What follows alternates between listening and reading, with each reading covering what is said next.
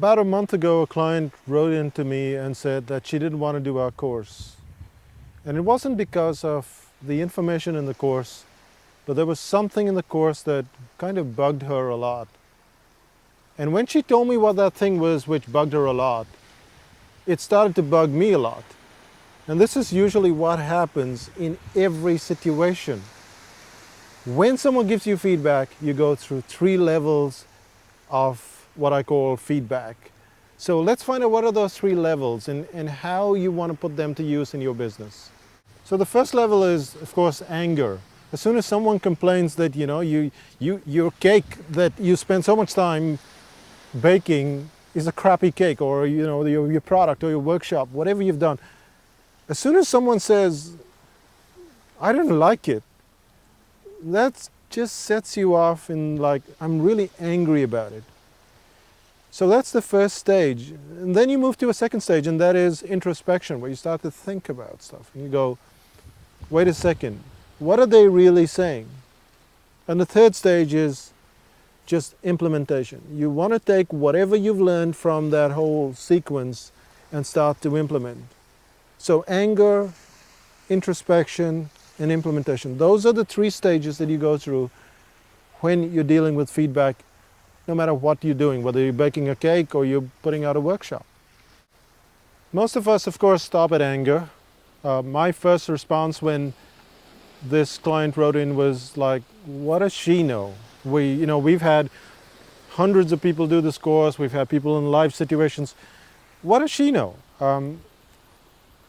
And you get very frustrated. I spoke to my wife about it.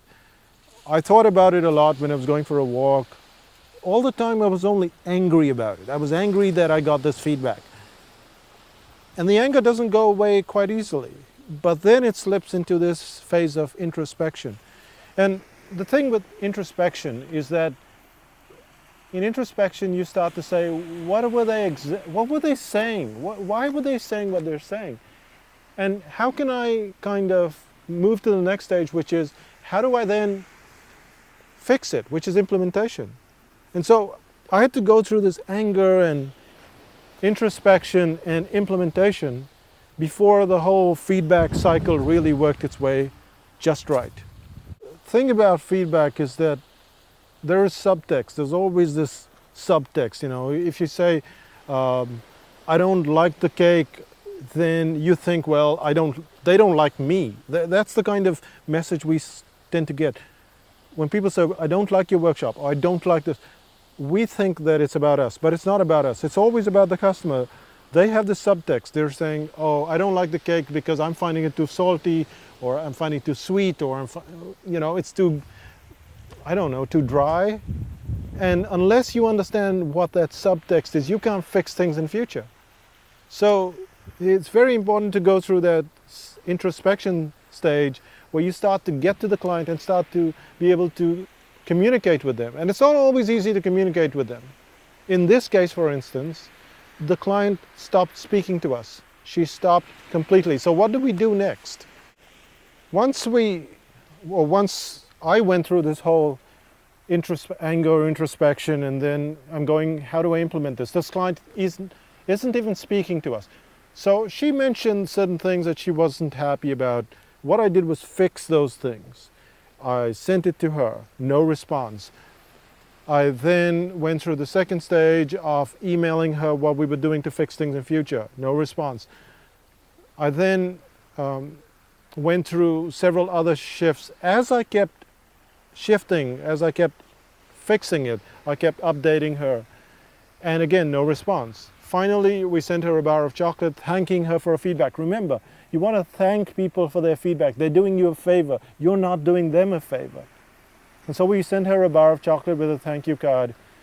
And after 3-4 attempts at engaging this customer, she finally came back. And she not only came back, but she posted on a blog about it, she tweeted about it, she wrote on Facebook about it.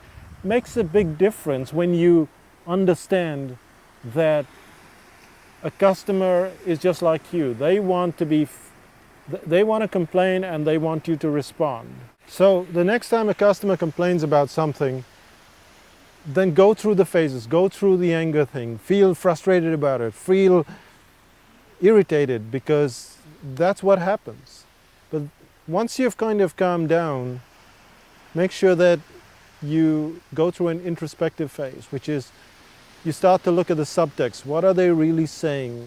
How can I fix this? How can I communicate? What if they don't communicate back? How do I fix it?